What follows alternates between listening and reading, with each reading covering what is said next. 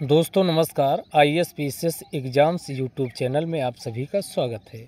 तो इस वीडियो में हम यूपी बजट 2023-24 के बारे में चर्चा करेंगे।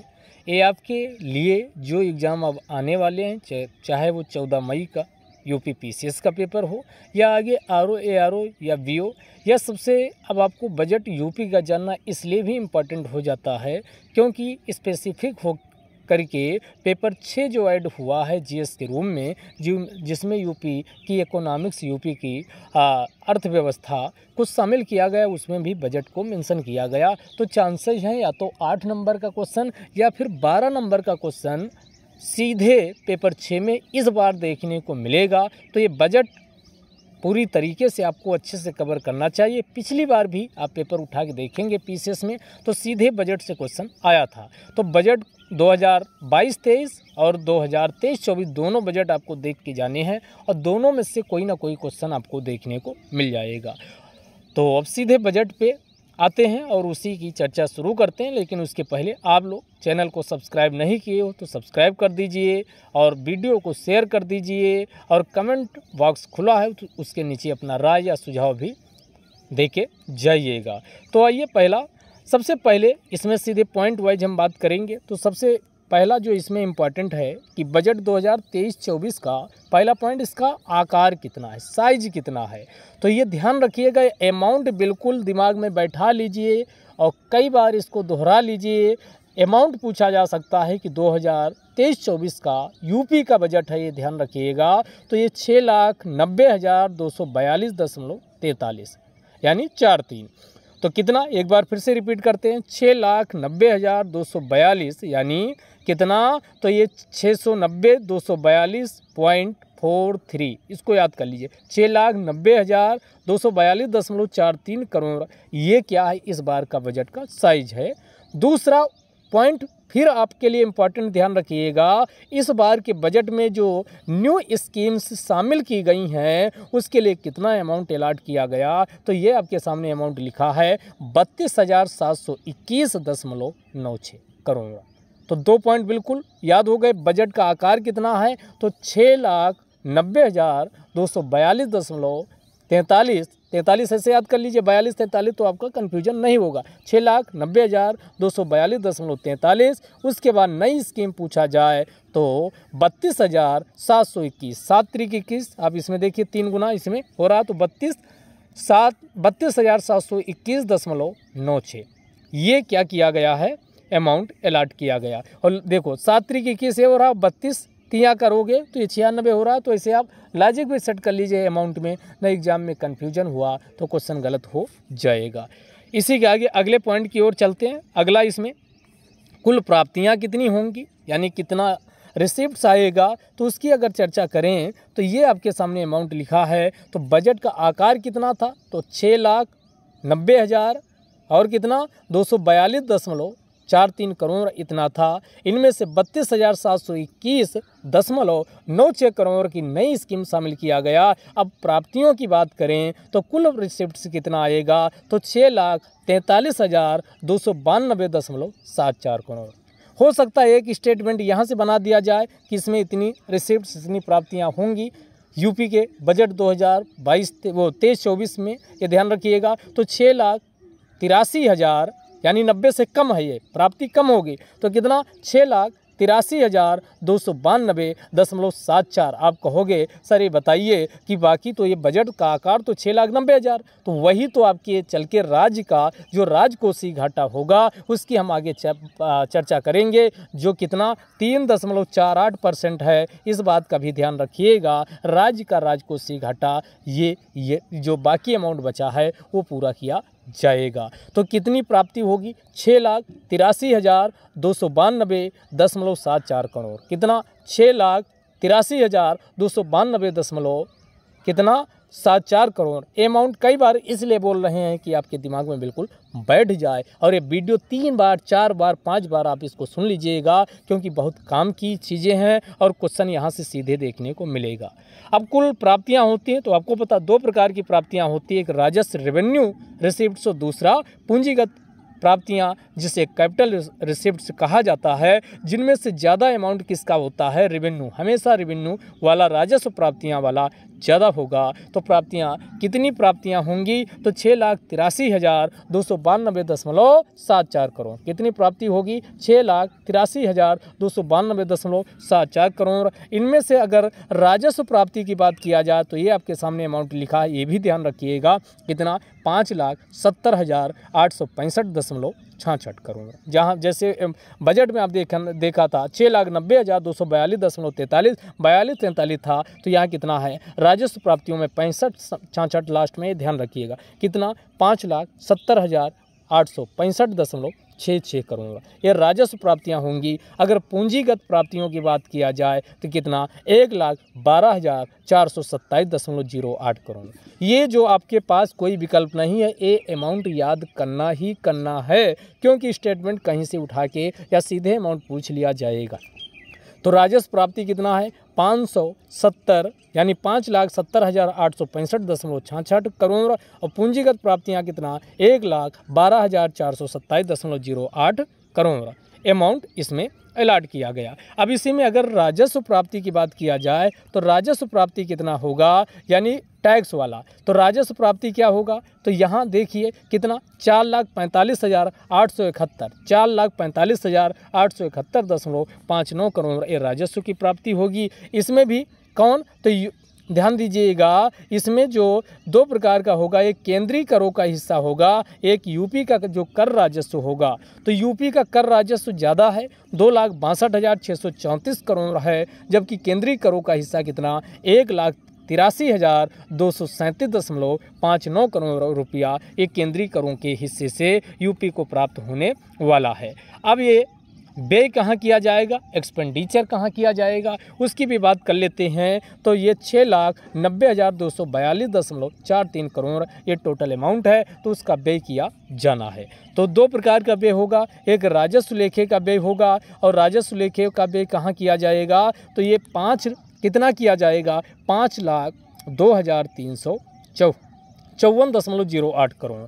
एक बार फिर से रिपीट करते हैं, जो राजस्व लेखे का व्यय होगा ये 5,02,354.01 करोड़ होगा। जो पूंजीगत लेखे का व्यय होगा ये कितना होगा, 1,87,888.42 करोड़ रुपये ये पूंजी लेखे का व्यय किया जाएगा। अब बात करते हैं आगे कुछ और इम्पॉर्टेंट पॉइंट, तो ध्यान दीजिएगा। समेकित निधि की प्राप्तियों से कुल व्यय घटाने के पश्चात का जो घाटा अनुमान है वो कितना, यही घाटा अनुमान यानी टोटल आया और टोटल जो बजट का टोटल आकार है उससे कितनी इनकम होगी। अगर प्राप्ति टोटल कितनी आ रही है, जिसे हमने कहा था कुल प्राप्तियां, और कुल प्राप्तियां से अगर हम कुल जितना बजट का आकार रखा गया वो घटा दिया जाए तो ये प्राप्त होता है। इसी को राजकोषीय घाटा कहा जाता है। और कितना, ये 69.69, ये अमाउंट जरूर याद रखिएगा। कितना, 69.69,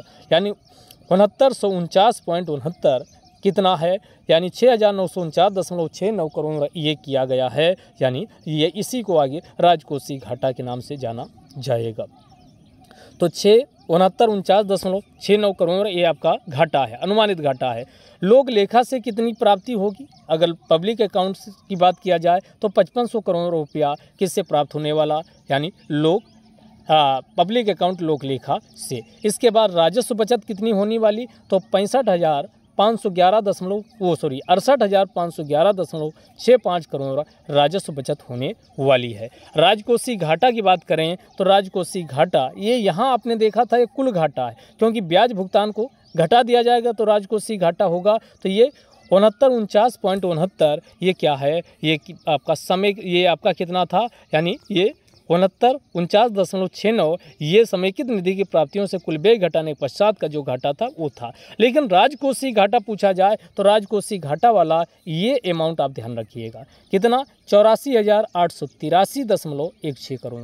कितना, 84,000 883.16 करोड़ ये राजकोषीय घाटा है। और ये भी परसेंटेज यानी कुल राज्य का जो सकल घरेलू उत्पाद होता है जिसे SGDP कहा जाता, ये यस यानी स्टेट GDP का कितने परसेंट होगा, तो 3.48% ये स्टेट GDP का होगा।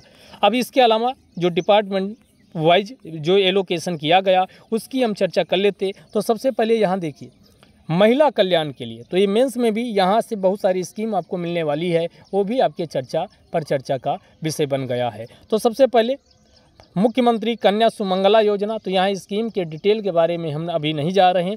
अब 2023-24 के बजट में कितना अमाउंट एलोकेट किया गया उसकी चर्चा करेंगे। तो मुख्यमंत्री कन्या सुमंगला योजना के लिए कितना 1050 करोड़, कितना 1050 करोड़ मुख्यमंत्री कन्या सुमंगला योजना के लिए। इसके अलावा मुख्यमंत्री सामूहिक विवाह योजना के लिए कितना, तो 600 करोड़ रुपया मुख्यमंत्री सामूहिक विवाह योजना के लिए अलॉट किया गया। तो यहाँ से ये दो स्कीम के लिए ज़रूर ध्यान रखिएगा। महिला कल्याण के लिए कितना, तो मुख्यमंत्री कन्या सुमंगला योजना के लिए 2023-24 में 1050 करोड़ एलोकेशन किया गया बजट में, और मुख्यमंत्री सामूहिक विवाह योजना के लिए 600 करोड़ किया गया है। और उसके बाद ये वाला भी ध्यान रखिएगा महिला सामर्थ्य योजना, तो 3 स्कीम अभी महिला कल्याण के लिए आपने यहाँ देख लिया।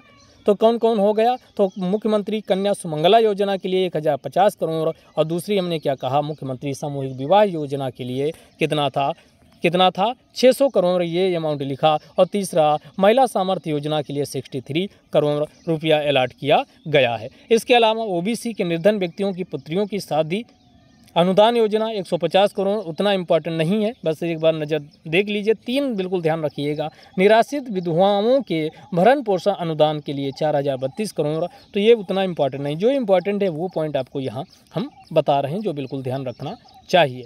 अब यूथ के लिए, जैसे हम सब यूथ हैं तो हमारे लिए क्या किया गया, तो सबसे इम्पॉर्टेंट स्कीम अब ये ध्यान रखिएगा ये वाली देखिए, स्वामी विवेकानंद युवा सशक्तिकरण योजना। तो इसके अंतर्गत आपको लगेगा स्वामी विवेकानंद के नाम से है, यूथ के सशक्तिकरण के लिए है, तो इसमें कोई मोटिवेशन देने का काम किया जाता होगा, जी नहीं। इसमें जो छात्र छात्राएँ हैं उनको स्मार्ट यानी टैबलेट व स्मार्टफोन इसके अंतर्गत वितरित किया जाएगा। तो ये स्कीम बिल्कुल ध्यान रखिएगा। एक स्मार्टफोन बांटने के अलग से जो स्कीम लाई गई वो तो है ही, साथ में स्वामी विवेकानंद युवा सशक्तिकरण योजना के अंतर्गत जो छात्र छात्राएँ हैं उनको टैबलेट व स्मार्टफोन वितरित किया जाता। और इसके लिए बजट में कितना 3600 करोड़, कितना अमाउंट एलोकेशन किया गया, 3600 करोड़ रुपये एलोकेशन किया गया। इसके अलावा यूथ में स्टार्टअप को प्रमोट करने के लिए ये कल्चर विकसित हो, इसके लिए एक सीड फंड बनाया जाएगा। उसके लिए कितना, तो ये 100 करोड़ का, कितना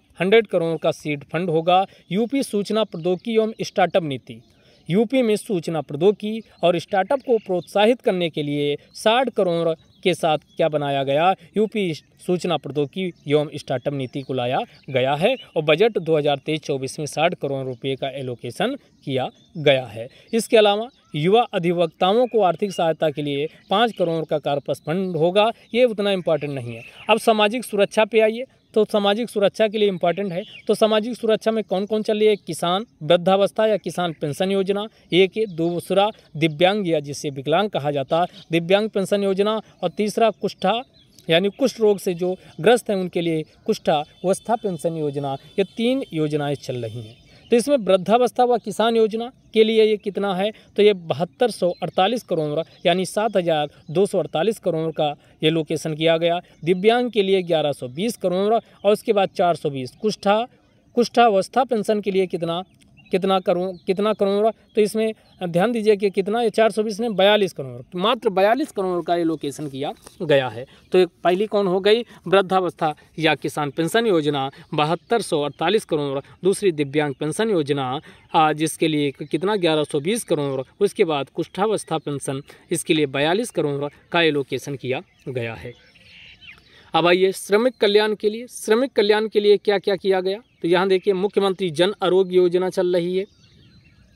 किसके लिए, मुख्यमंत्री जन आरोग्य योजना, इसके लिए 100 करोड़ का एलोकेशन किया गया। और यह असंगठित क्षेत्र के कर्मकारों के लिए है, तो इस बात का भी ध्यान रखिएगा। मुख्यमंत्री दुर्घटना बीमा योजना के लिए 12 करोड़, कितना मुख्यमंत्री दुर्घटना बीमा योजना के लिए कितना है 12 करोड़। यहाँ बीमा बा से 12 है, तो ऐसे मुख्यमंत्री दुर्घटना बीमा आएगा, तुरंत दिमाग में क्लिक करेगा। 12 करोड़ रुपए का एलोकेशन किया गया। तो श्रमिक कल्याण के लिए 2 योजनाएं, मुख्यमंत्री जन आरोग्य योजना के लिए 100 करोड़, मुख्यमंत्री दुर्घटना बीमा योजना के लिए 12 करोड़। मुख्यमंत्री जन आरोग्य योजना, ध्यान रखिएगा, अलग से क्वेश्चन पूछा जा सकता है, क्या सभी के लिए? नहीं, ये असंगठित क्षेत्र के वर्कर्स के लिए है, इस बात का भी ध्यान रखिएगा। अगला, इंफ्रास्ट्रक्चर को बूस्ट करने के लिए क्या क्या किया जा रहा है? तो ये झांसी लिंक एक्सप्रेस और चित्रकूट, झांसी लिंक एक्सप्रेस व चित्रकूट लिंक एक्सप्रेस वे के लिए 235 करोड़, यानी झांसी चित्रकूट में जो express way link express way बन रहा, इसके लिए कितना 235 करोड़ का एलोकेशन किया गया। उससे भी इम्पॉर्टेंट है बुंदेलखंड, ये वाला जरूर अमाउंट याद रखिए। बुंदेलखंड एक्सप्रेस, अब कमेंट बॉक्स में आप लिख के बताइएगा, जो बुंदेलखंड एक्सप्रेस है ये कितने ज़िलों से होके गुजरेगा, वो कौन कौन से ज़िले हैं जिससे बुंदेलखंड एक्सप्रेस वे गुजर रहा है। हालांकि टेस्ट में क्वेश्चन हम करवा चुके हैं। तो ये बुंदेलखंड एक्सप्रेस वे और साथ में डिफेंस कॉरिडोर जो बन रहा है झांसी में, उसके लिए दोनों को मिलाकर के 550 करोड़ रुपए का एलोकेशन किया गया है। कितना? 550 करोड़ का। बुंदेलखंड और डिफेंस कॉरिडोर के लिए 550 करोड़। गोरखपुर लिंक एक्सप्रेसवे के दोनों तरफ गोरखपुर में इंडस्ट्रियल कॉरिडोर हो तो उसके लिए 200 करोड़ रुपए का एलोकेशन किया गया। यूपी में तो ये था कौन? इंफ्रास्ट्रक्चर को बूस्ट करने के लिए। कानून व्यवस्था के लिए क्या किया गया, इसको भी हम लोग देख लेते हैं। कानून व्यवस्था के लिए ध्यान दीजिएगा, तो इसमें आवासीय कई स्कीम उतना इम्पॉर्टेंट नहीं, बस एक बार देख लीजिए। पुलिस विभाग अधिकारी कर्मचारी, जो पुलिस विभाग के अधिकारी कर्मचारी होते हैं, इनको रेसिडेंशियल फैसिलिटी मिलती रहे, रहने के लिए घर आवास सुविधा ये मिलती रहे, इसके लिए 1000 करोड़ रुपए का एलोकेशन किया गया। और जो आप देख रहे हो कमेंसरेट सिस्टम, यानी कमिश्नरी प्रणाली को लागू किया जा रहा है, इसके लिए 850 करोड़ रुपए का कमेंसरेट के लिए। और उसके बाद आवासीय सुविधा शहरी क्षेत्र के लिए कितना? शहरी क्षेत्र के लिए 400 करोड़। उसके अलावा SDRF, जैसे NDRF होती है, नेशनल डिजास्टर रिलीफ फंड होता है, वैसे स्टेट में भी स्टेट डिजास्टर रिलीफ फंड होता है। इसके अंतर्गत जो नए वाहन खरीदे जाएंगे उसके लिए 10 करोड़ रुपए का एलोकेशन किया गया। इतना इसमें इम्पॉर्टेंट नहीं है, तो इसको आप निगलेक्ट भी कर सकते हो। अगला, चिकित्सा एवं स्वास्थ्य के लिए। चिकित्सा एवं स्वास्थ्य के लिए अब यहाँ से इम्पॉर्टेंट है, सबसे पहले ये अमाउंट याद कर लीजिए। राष्ट्रीय ग्रामीण स्वास्थ्य मिशन जो चल रहा, उसके लिए 12,631 करोड़, बिल्कुल इम्पॉर्टेंट है। सीधे पूछ लेगा कि सबसे ज़्यादा एलोकेशन किस स्कीम या किस प्रोग्राम या इनिशिएटिव के लिए किया गया, तो राष्ट्रीय ग्रामीण स्वास्थ्य मिशन के लिए कितना? 12,631। कितना? राष्ट्रीय ग्रामीण स्वास्थ्य मिशन के लिए 12,631 करोड़ का एलोकेशन किया गया। प्रधानमंत्री आत्मनिर्भर स्वस्थ भारत योजना के लिए, स्वस्थ भारत योजना के लिए कितना है? 1655 करोड़ का एलोकेशन स्वस्थ भारत के लिए किया गया। तो प्रधानमंत्री आत्मनिर्भर स्वस्थ भारत, तो ये कौन? 631 करोड़ किसके लिए किया गया? राष्ट्रीय ग्रामीण स्वास्थ्य मिशन के लिए। प्रधानमंत्री आत्मनिर्भर स्वस्थ भारत योजना के लिए कितना किया गया? 1655 करोड़ का एलोकेशन किया गया। तो स्वस्थ के लिए 7 से स्वस्थ, 7 से 1600, तो 1655। फिर प्रधानमंत्री Ayushman Bharat health infrastructure mission के लिए, हेल्थ इंफ्रास्ट्रक्चर मिशन के लिए 1547 करोड़। कितना? 1547। तो तीनों ये अमाउंट इंपॉर्टेंट, ध्यान रखिएगा। कितना? ये सारे अमाउंट इस वाले पेज से सारे अमाउंट इंपॉर्टेंट है, कोई भी अमाउंट आपके एग्जाम के लिए पूछा जा सकता है। तो ये 3 अभी तक बताएं। राष्ट्रीय ग्रामीण स्वास्थ्य मिशन 12,631 करोड़। प्रधानमंत्री आत्मनिर्भर स्वस्थ भारत आए तो 7 से स्वस्थ, 7 से 16, तो 1655 करोड़। कितना? 1655 करोड़। उसके बाद प्रधानमंत्री Ayushman Bharat health infrastructure mission के लिए 1574 करोड़। कितना? 1574 करोड़। इसके बाद ये भी इम्पॉर्टेंट, आयुष्मान भारत प्रधानमंत्री जन आरोग्य योजना के लिए, ये बिल्कुल अमाउंट इम्पॉर्टेंट है, 400 करोड़ रुपये का एलोकेशन किया गया।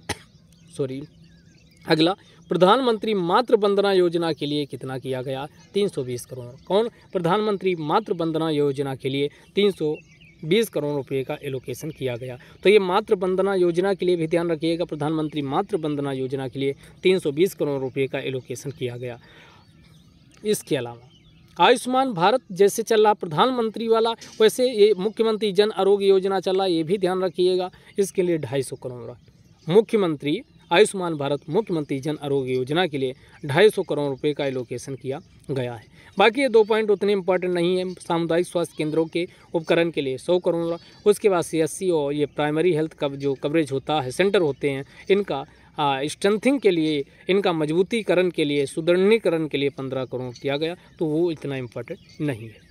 असाध्य रोग की चिकित्सा के लिए 100 करोड़, ये वाला भी पॉइंट आप ध्यान रखिएगा। तो असाध्य रोग की चिकित्सा के लिए 100 करोड़ का एलोकेशन किया गया।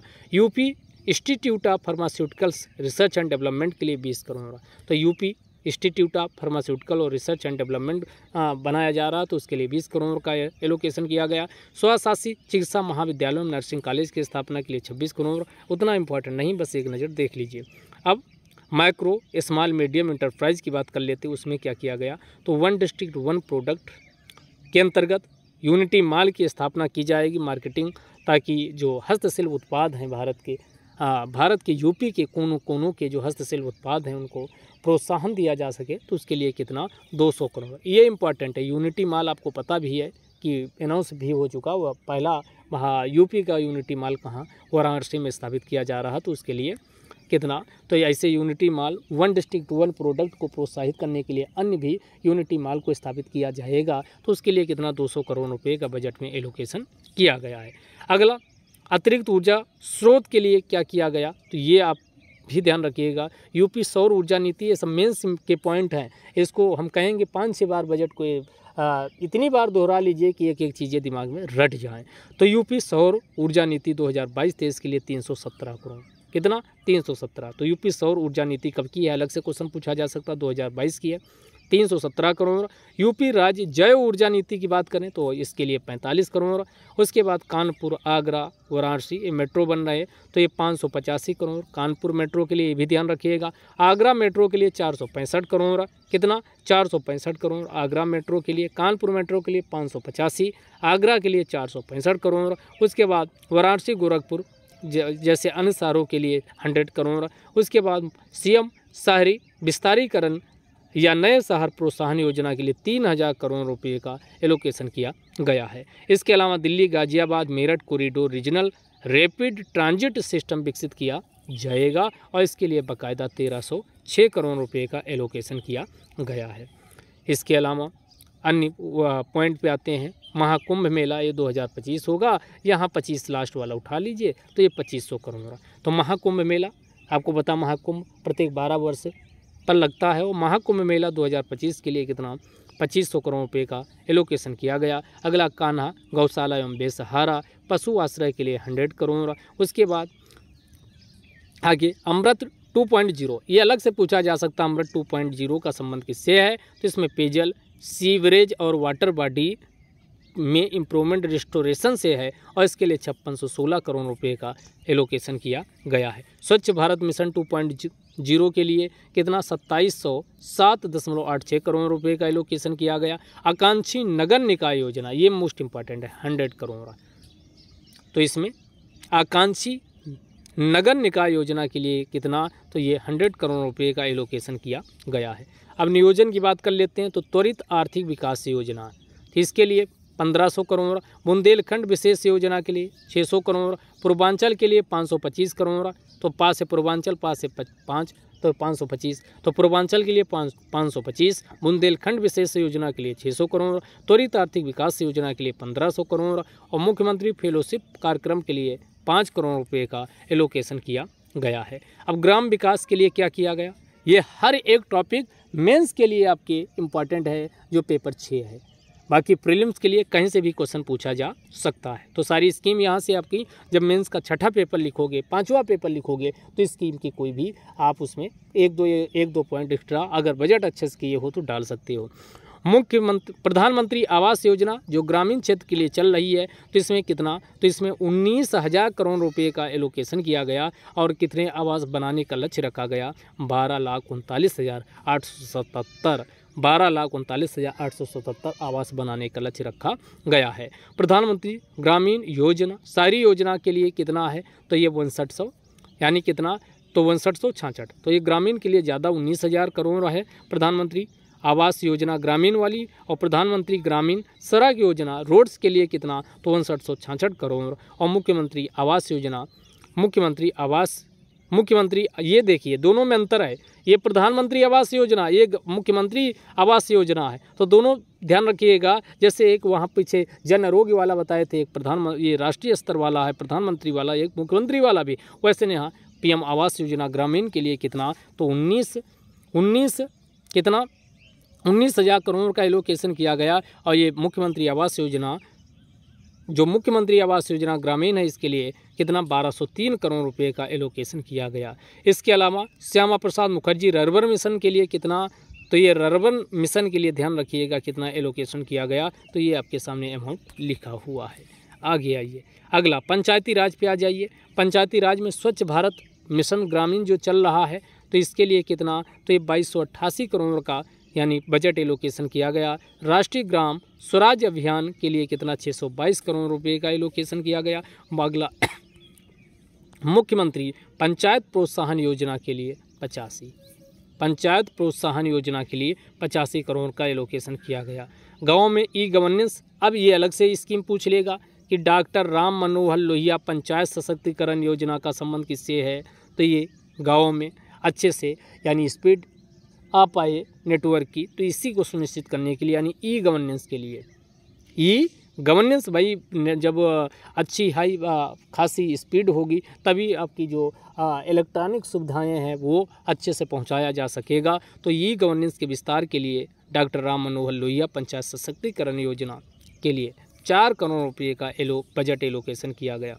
इसके अलावा कृषि के लिए क्या क्या स्कीम चल रही है और क्या इसमें किया गया, तो ये मिलियन फार्मर्स स्कूल के अंतर्गत कितना 17,000 किसान पाठशाला बनाए जाएंगे, तो ये भी संख्या याद रखिएगा। National mission for sustainable agriculture योजना के लिए कितना, तो ये सस्टेनेबल एग्रीकल्चर के लिए कितना है 631.93 करोड़ रुपए का बजट एलोकेशन किया गया। अगला national mission on natural farming, तो यहाँ नेचुरल फार्मिंग सस्टेनेबल एग्रीकल्चर के लिए 631.93 करोड़, नेचुरल फार्मिंग के लिए 113.52 करोड़ का एलोकेशन किया गया है। राष्ट्रीय कृषि विकास योजना के लिए कितना है 984.54 करोड़, नेशनल क्रॉप इंश्योरेंस के लिए 753.70 करोड़, कृषकों के लिए निजी नलकूपों को रियायती दरों पर विद्युत आपूर्ति के लिए 1950 करोड़, यूपी उत्तर प्रदेश मिलेट्स यानी मोटा अनाज, अब आपको पता 2023 इंटरनेशनल ईयर ऑफ मिलेट्स के रूप में मनाया जा रहा, तो इसी के अंतर्गत उत्तर प्रदेश मिलेट्स पुनरुद्धार के लिए 55.60 करोड़ रुपए का बजट एलोकेशन किया गया है। इसके अलावा पंडित दीनदयाल उपाध्याय किसान समृद्धि आयोग, आप लोग कमेंट बॉक्स में बताइएगा उत्तर प्रदेश किसान समृद्धि आयोग कब बना, क्या ये 2017 में बना, अलग से क्वेश्चन पूछा जा चुका है। तो पंडित दीनदयाल उपाध्याय किसान समृद्धि योजना के लिए कितना बजट एलोकेशन किया गया 102.81 करोड़ का एलोकेशन किया गया। उसके बाद आत्मनिर्भर कृषक समन्वित योजना इंटीग्रेटेड जो योजना है उसके लिए 100 करोड़, दलहन तिलहन के लिए बीज मिनी किट वितरण के लिए कितना, तो दलहन के लिए कितना 15 करोड़ यानी 15 करोड़ दलहन व तिलहन के लिए अलग अलग बजट एलोकेशन किया गया। अगला कृषकों के डिजिटल डेटाबेस के लिए एग्री स्टैक योजना लाई गई है, इसके लिए 2 करोड़ का एलोकेशन किया गया। ये छोटे अमाउंट भी बिल्कुल ध्यान रखिएगा क्योंकि बिल्कुल एक क्वेश्चन पूछा जा सकता है। अगला कृषि शिक्षा एवं अनुसंधान, क्योंकि एग्रीकल्चर में किसानों की आय ज़्यादा हो इसके लिए R&D पे काम करने की ज़रूरत है रिसर्च एंड डेवलपमेंट के लिए, तो इसके लिए कृषकों की आय ज़्यादा करने के लिए कृषि शिक्षा शोध और अनुसंधान 3 पे प्रमुख रूप से बल दिया जाएगा। कृषि एग्रीकल्चर एजुकेशन शिक्षा शोध रिसर्च एंड उसके बाद अनुसंधान वाला। इसके बाद 4 कृषि विश्वविद्यालयों में एग्री टेक स्टार्टअप स्थापित किया जाएगा। 4 कृषि विश्वविद्यालय में कितना, तो 4 कृषि विश्वविद्यालय में एग्री टेक स्टार्टअप के लिए कितना या ये बजट एलोकेशन किया गया, तो 5 करोड़ 5 चौक 20 होता है, तो ये 20 करोड़ टोटल एलोकेशन किया गया। इसके अलावा महात्मा बुद्ध कृषि एवं प्रौद्योगिकी विश्वविद्यालय कुशीनगर स्थापित किया जाएगा। महात्मा बुद्ध कृषि एवं प्रौद्योगिकी विश्वविद्यालय कुशीनगर में स्थापित होगा, 50 करोड़ इसके लिए एलोकेशन किया गया। इसके अलावा कृषि विश्वविद्यालय 4 और स्थापित किए जाएंगे, अयोध्या, कानपुर, बांदा, मेरठ, यानी ये कृषि विश्वविद्यालय हैं। तो इसमें अयोध्या वाला आपको पता है पंत वाला, पंतनगर के नाम से है, तो ये अयोध्या, कानपुर, बांदा, मेरठ इनके अवस्थापन कार्यों के लिए इंफ्रास्ट्रक्चर को बूस्ट करने के लिए कितना 35 करोड़ का एलोकेशन किया गया है। इसके अलावा नंद बाबा दुग्ध मिशन ने चल रहा है 61.21 करोड़ नंद बाबा दुग्ध मिशन के लिए कितना 61.21 करोड़ का एलोकेशन किया गया है। इसके अलावा यूपी दुग्धशाला विकास एवं दुग्ध उत्पाद प्रोत्साहन नीति ये कब लाई गई, अलग से पूछ लेगा, 2022 की है और इसमें 25 करोड़ रुपए का बजट एलोकेशन किया गया है। अब मत्स्य वाला क्षेत्र देख लेते हैं तो इसमें 2 स्कीम चल रही। एक प्रधानमंत्री मत्स्य संपदा योजना चल रहा है, कमेंट बॉक्स में बताइएगा ये 2017 में आई क्या मत्स्य संपदा योजना। तो होलसेल फिश मार्केट को बढ़ावा देने के लिए कितना 257.50 करोड़ का, और इसी प्रकार मुख्यमंत्री मत्स्य संपदा योजना चल रही जिसके लिए 10 करोड़ रुपए का एलोकेशन किया गया। इसके अलावा निषाद राज बोट सब्सिडी के लिए 5 करोड़ रुपए का एलोकेशन किया गया। अब उद्यान एवं खाद्य प्रसंस्करण फूड प्रोसेसिंग के लिए क्या किया गया, तो इसके लिए एक स्कीम चल रही प्रधानमंत्री सूक्ष्म खाद्य उद्योग उन्नयन योजना।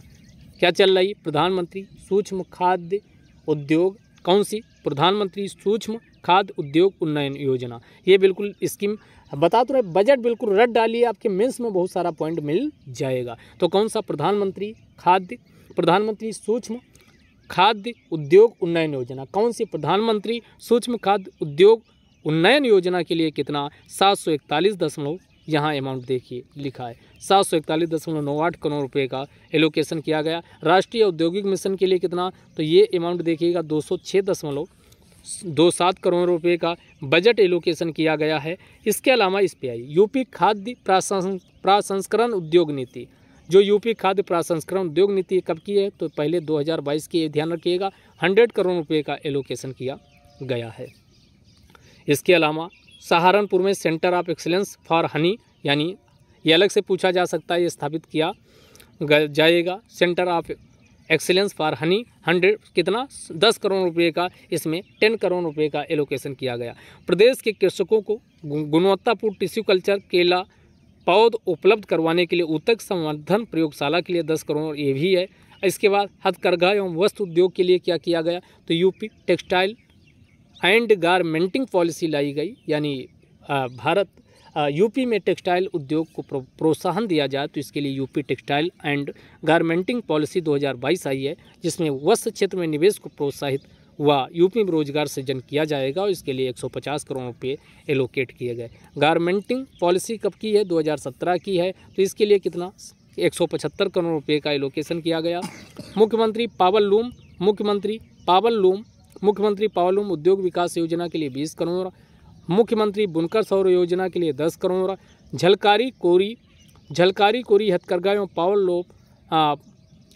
पावर लूम विकास योजना के लिए कितना, तो इसमें 18 करोड़ रुपए का एलोकेशन किया गया। अब IT व इलेक्ट्रॉनिक्स वाले आते हैं, उसमें देखते हैं टेबलेट व स्मार्टफोन वितरित करने की जो योजना है, उसमें 2 करोड़ रुपए के, यानी 2 करोड़ लोगों को स्मार्टफोन वितरित किया जाएगा अगले 5 वर्षों में, और इसके लिए 3600 करोड़ रुपए का एलोकेशन किया गया।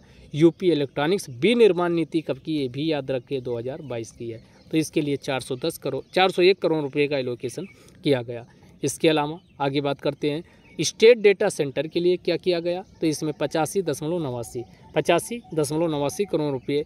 यूपी सूचना प्रौद्योगिकी और स्टार्टअप नीति के लिए 60 करोड़ रुपये। IT पार्क की स्थापना यूपी में की जाएगी, इससे इंफ्रास्ट्रक्चर किसमें, प्रौद्योगिकी और सूचना प्रौद्योगिकी में विकसित होगा। यूपी सूचना प्रौद्योगिकी नीति 2017 से लेकर 22 के लिए 5 सालों के लिए लाई गई है। इसमें कितना, तो ये कितना है, ये यहाँ देख लीजिए 53,000 व्यक्तियों को रोजगार के साथ साथ कितना इसमें अमाउंट 6,300 यानी 6300 करोड़ रुपये निवेश का प्रस्ताव लाया गया बजट में। नई यूपी सूचना प्रौद्योगिकी एवं सूचना प्रौद्योगिकी जन सेवा नीति 2022 कब लाई गई, तो ये डेट याद रखिए 18 नवंबर 2022 को सूचित किया गया। इंपॉर्टेंट है, डेट पूछा जा सकता है, तो 18 नवंबर 2022 को। अगला 5,000 करोड़ रुपये निवेश, इसमें लक्ष्य है 5,000 निवेश का लक्ष्य रखा गया है, और इसके बाद कितना 50,000 प्रत्यक्ष और 1 लाख अप्रत्यक्ष रोजगार सृजन होगा। नए रोजगार इसके माध्यम से पैदा किया जा सकेगा। बेसिक एजुकेशन की बात करें तो ये समग्र शिक्षा अभियान चल रहा है। समग्र शिक्षा अभियान के लिए कितना है, तो ये 20,255 करोड़। उससे भी इम्पॉर्टेंट है ऑपरेशन कायाकल्प, यानी जो प्राथमिक और माध्यमिक विद्यालय होते हैं इसमें शिक्षा का गुणवत्ता सुधार के लिए कौन ऑपरेशन कायाकल्प चल रहा, 2019 से ही चल रहा है। इसके अंतर्गत कितना, 1000 करोड़। तो समग्र शिक्षा अभियान पूछे तो 20,255 करोड़ का एलोकेशन। ऑपरेशन कायाकल्प पूछे तो 1000 करोड़ रुपए का। प्रधानमंत्री श्री योजना पूछा जाए तो कितने, 510 करोड़ का। ग्राम स्तर एवं वार्ड स्तर पर डिजिटल लाइब्रेरी हो, इसके लिए 300 करोड़। कितना, 300 करोड़। कक्षा 1 से 8 तक निःशुल्क स्कूल बैग दिए जाते, 350 करोड़। निःशुल्क एवं अनिवार्य बाल शिक्षा अधिनियम 2009 है, उसके अंतर्गत कितना, 40 करोड़ का एलोकेशन किया गया है। इसी प्रकार का ये तो प्राथमिक के अंतर्गत। फिर समग्र ये माध्यमिक स्तर पे ये उसको ध्यान नहीं रखिएगा, उतना इम्पोर्टेंट नहीं, ये जरूर याद रखिएगा। प्रोजेक्ट अलंकार, प्रोजेक्ट अलंकार के अंतर्गत इतना 500 करोड़ रुपए का एलोकेशन किया जाएगा। इसमें किया क्या जाएगा, जो राजकीय माध्यमिक विद्यालय उसमें विभिन्न इंफ्रास्ट्रक्चर सुविधाओं का विकास किया जाएगा प्रोजेक्ट अलंकार के अंतर्गत। इसके बाद टूरिज्म को प्रमोट करने के लिए क्या क्या किया जाएगा उसकी हम आगे बात करने वाले हैं, लेकिन उसके पहले माँ विंध्यवासिनी राज्य विश्वविद्यालय की स्थापना। देखो 3 राज्य विश्वविद्यालय स्थापित होंगे, एक माँ विंध्यवासिनी, दूसरा माँ पटेश्वरी देवी जो देवी पाटन में है, अगला मुरादाबाद राज्य विश्वविद्यालय। तीनों के लिए ध्यान रखिएगा 50-50 करोड़, यानी प्रत्येक के लिए 50-50 करोड़ रुपये का एलोकेशन किया जाएगा। संस्कृत एवं धर्मार्थ ट्रस्ट, यानी ये संस्कृत और ये रिलीजियस वर्क के लिए क्या किया गया है।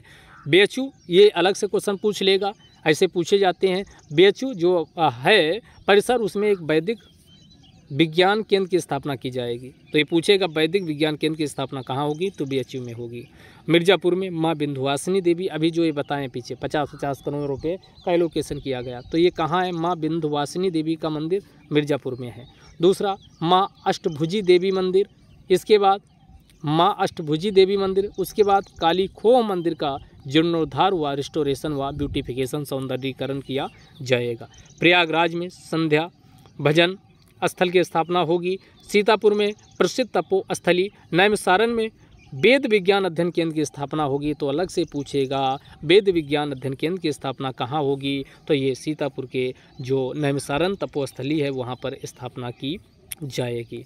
अगला आते हैं टूरिज्म को प्रमोट करने के लिए क्या क्या किया जा रहा। तो 2022 में डेटा दिया गया कि यूपी में 24.87 करोड़ से ज़्यादा पर्यटक आए, जिनमें भारतीय पर्यटक कितने हैं, तो 24.83 करोड़ हैं, जबकि विदेशी कितने पर्यटक आए हैं, तो 4,10,000 से ज़्यादा पर्यटक आए हैं। इसके अलावा स्पिरिचुअल सर्किट बनाया जा रहा है यूपी में, तो ये किसको ये कनेक्ट करने का काम करेगा। गोरखपुर, देवीपाटन, डुमरियागंज का पर्यटन विकास इसके अंतर्गत किया जाएगा। इसके अलावा जेवर, दादरी, सिकंदराबाद, नोएडा, खुर्जा, बांदा, इनका इंटीग्रेटेड विकास किया जाएगा। मथुरा स्थित गोवर्धन का पर्यटन विकास, तो गोवर्धन कहाँ स्थित है, गोवर्धन पर्वत मथुरा में, इस बात का भी ध्यान रखिएगा। इसके अलावा अयोध्या, वाराणसी, चित्रकूट, विंध्याचल, प्रयागराज, नैमिषारण्य, गोरखपुर, मथुरा, बटेश्वर धाम का विकास व सौंदर्यीकरण किया जाएगा।